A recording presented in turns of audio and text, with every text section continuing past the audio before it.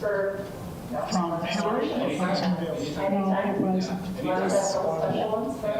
mean, the county decided to This do one it, was, so. what he said was, Oh, you didn't hear it? The executive said that. the vested Luckily, this is rights party, rule. now That's it's what in state everybody's law talking and financial disclosures, too. I think they got But the that. vested rights rule, I believe, applies to the subdivision, not to the individual home. I see. Well, in that case, I guess that's where Mike's explanation differs from what you were saying, because when he told me, he shared with me that, because I asked him the question, so would this change benefit or affect Will Lake? That was my Yeah. answer. No, It wouldn't affect their Especially current permits. when it's like. What it would affect is Right after it's on. new building permits. but see, I argue with that. That's not what the Land Institute says. Land Institute says it is the There's also kind of, approval of the subdivision that gives them the rights. Sounds like we still need to look into this. That's what they're. So if it just depends on, I support continuing it. okay, well, I told Mike and he was like, do you want me to do it before we go to public hearing? yeah, I figured, like, did you call her? But it was not, it was some correct. Did you write brings it? This election will be 11th September. Yeah. But it's just for 1 year. Yeah, it was still the term. Also, I guess I'm gonna leg out when it comes January to file.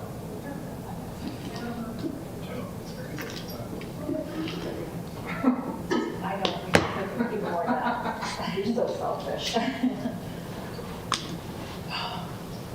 Amy, Okay. we gotta start. I need to ask you something when we get done. Shut off the equipment, right? Good afternoon. I would like to welcome you, those in the audience, including Teresa and Bryson, to our canvas of the, my brain just went south. The 2025 primary. The election. Thank you. I'm doing too many things at one time, excuse me. Of the 2025 primary election results.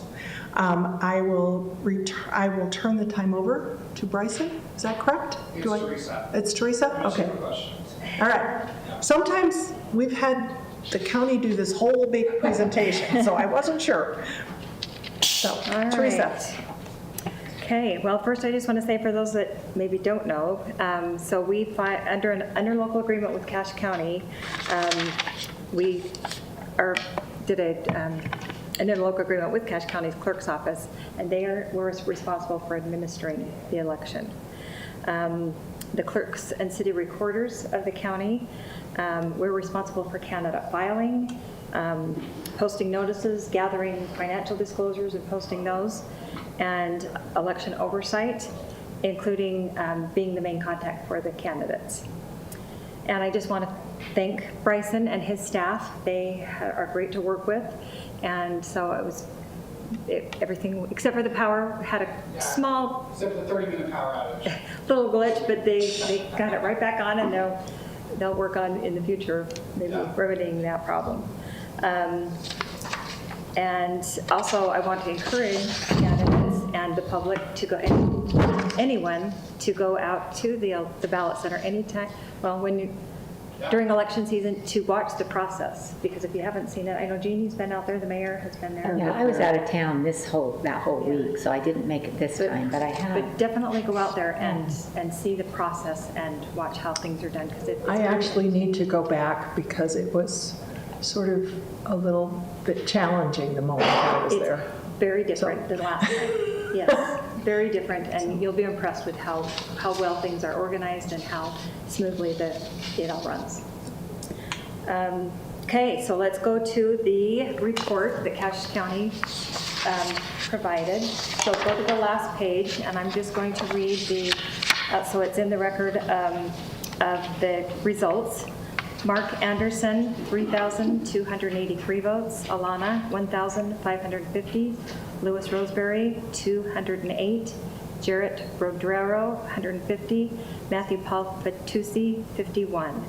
So the top two candidates in that group that will move forward to the general election are Mark Anderson and Alana Knapsticker.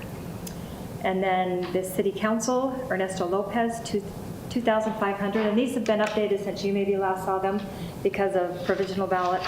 Cured ballots, okay. Katie Lee Coven, 2,115. Melissa Daly, 2,075. Brian Siemens, 1,341. Gail Yost, 713. Christy Fatusi, 329. Joshua Michael Molitar, 311. And Riley Samuel Fatusi, 92. So the top four candidates moving forward are Ernesto, Katie, Melissa, and Brian. They'll move forward to the general election. Okay, and let's see, and there's copies of this in the back for anyone that would like one. In Logan City, and that's also included in this report, registered voters in Logan City, 20,323, and the ballots cast were 5,299 for a voter turnout of 2607, which is about right with a primary municipal election. So we'll hope to do better in that general election. I think the highest in the county was Wellsville at 41% voter turnout. So we were kind of in the middle of the cities. You weren't last. We were not last. Ballots with signature verification issues such as they did not sign the ballot or the signatures did not match. There were 64. Ballots cured, 30 of those 64, and not cured were 34. And they had until yesterday at noon. They were contacted by the county to come in and cure those ballots, and 30 of the 64 did that, so they were included into the final counts. The rejected ballots that were past the deadline were 127. And as you know, new this year is the 8 p.m. deadline. So any ballot, all ballots had to be in the ballot box at 8, or they were not counted. So anything postmarked that was received Wednesday after 8 p.m. were not counted. So 127 of those ballots were not counted because of that 8 p.m. deadline. So that's important. That's going to be it's kind of a new thing to learn. If you put your ballot in, Friday, probably didn't make it. So it's good to either take it right to the ballot box. Candidates will want to know, to take it right to the ballot box. If you mailed it Friday? Well, it may or may not. There's no guarantee. So even if it was mailed ahead of time and you received it later, you're not counting it? It's on our hand by 8 p.m. We can't count it. Okay.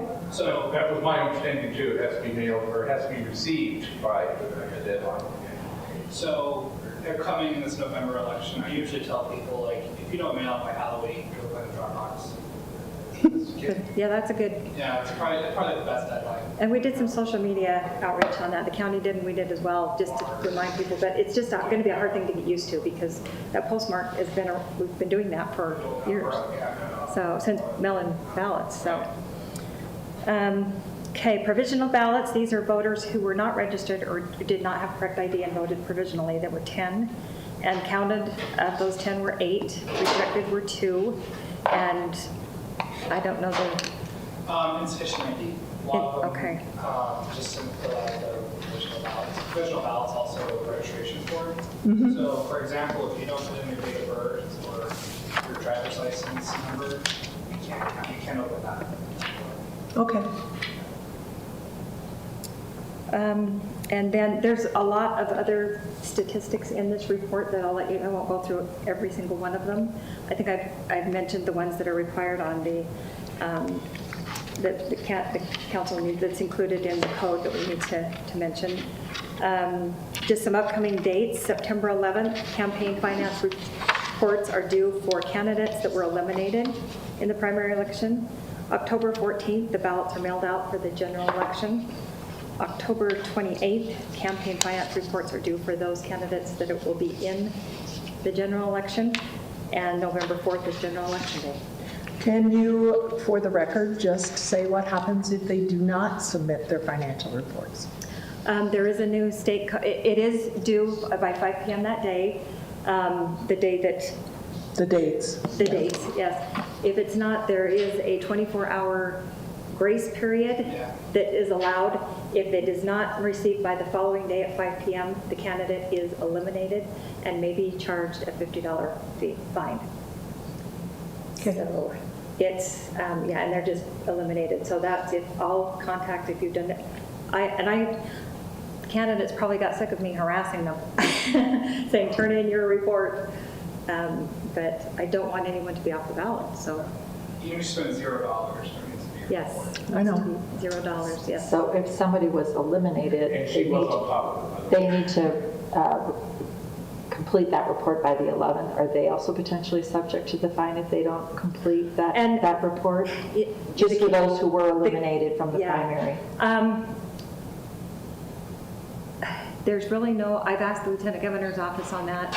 It just maybe is not, if they were to run again in a future election, it maybe is not a good look if they did not file their complete financial reports. I was wondering if they could run again in a future election if they didn't file a report. I don't think there is anything in state code that they cannot, they're disqualified from running, but it's just, if a voter were to go back and look at their history, if they ran again and saw that they didn't complete all their financial disclosures reports, it would not look good for them that they didn't follow through on everything, so. But you don't know if they're subject to that fine? I don't think so. Okay. It's also up to the cities can create their own financial disclosure requirements as well. Yeah, we can. We follow the state, and you do as well. Yeah. But we could have our own code on that as well. Okay, any questions from the candidates that are here or the council? Mayor? Does anybody have any questions? I just want to clarify, the September 11th financial disclosure, that is only for those who were eliminated. Correct. Those that are going through, not, Yeah, so your report is due October 28th. okay. 28, you said? 28th, yes. That's the pre-election one, and there will be one final one after After the the election. election? Yep. Do you know what date that is? I don't, but I'll find that out for you. And I for think it's those, 30 days after, it's 30 days after the general election. so for those who may not know, where can people access that information? The reports. The The report? report, I will post it on our website under the election page. I'll post the full report. Okay, thank you. Are there any further questions? Ben? Do we need a motion to accept the report? Yep. I would move to accept the 2025 municipal primary election canvass report and statistics. Thank you. Do I have a second? May I, can I? You can, you're still. I'll second it. Mike did it. Hesitated. Okay, all those in favor, please say aye. We'll do it by roll call. Mike? Aye. Mark? Aye. Amy? Aye. Ernesto? Aye. Jeannie? Aye. And there is no further business for this meeting, so And I we... should have asked, did anybody, any questions for I Bryson? actually do have a question. So Okay. with the change in the mailing of ballots and the receipt, is it possible to be collaborative with our post office and have some sort of sign out by their drop-off mailbox? Because I think sometimes people think, I'm just dropping it here, it's just going there. If there's a possibility that they could put some signage in that park strip that says ballots can be dropped, or, I mean, obviously you can't tell people they can't mail it, but just, it might be helpful with that change, because Yeah. I could see easily people thinking like, oh, it's 10 feet away from the county. And in the report, the drop box, there were 3,236 ballots at the drop box, mailed 1,998 in person was at the vote center. So most are dropping them in Dropbox, but that's a good idea. Yeah, I do know, we work with all the postmasters in the county, and A lot of, when someone came in and tried to give them the actual ballot, they said no. Or gave them a warning saying, hey, I don't know if your vote's going to get counted. But yeah, I think we can easily work with the postmaster here and see if we can put up signs on all the outdoor post boxes. You could just say, make sure your vote is counted. Drop box is right over there. Across the street. Yeah. Yeah, even, for example, the city of Millville, we have our drop box at their post office. And people still just walk right past it. Oh, wow. Okay. So will the Dropbox be open here? No, we do not have a drop box here because of the closeness, the proximity to the Cache County building. We Okay. also one on campus too, so. Yes. Okay. And those are all listed on the website, but you can put them in any drop box. Any If you're around the county and you wanted to, you could drop it anywhere. It all gets sorted. Any to the Cache different County cities. Dropbox? Yes. Just make sure that's what it is.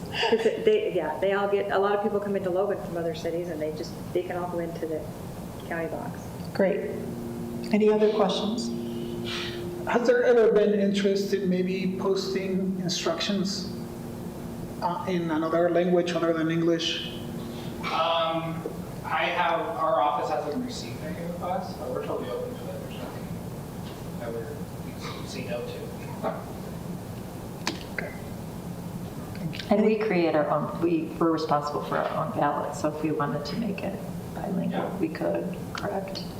No, they produce the ballots. Yeah, But if we you want- guys are in charge of proof. But if we proofing if we wanted to make it bilingual or have a place that they could go to read it in Spanish or other languages. Yes. Well, even also the instructions of where to drop them off And how to vote. and how to vote, those may be worth considering for us and for the county. Okay. All right, that's all I had. Anyone else? Okay, we are adjourned.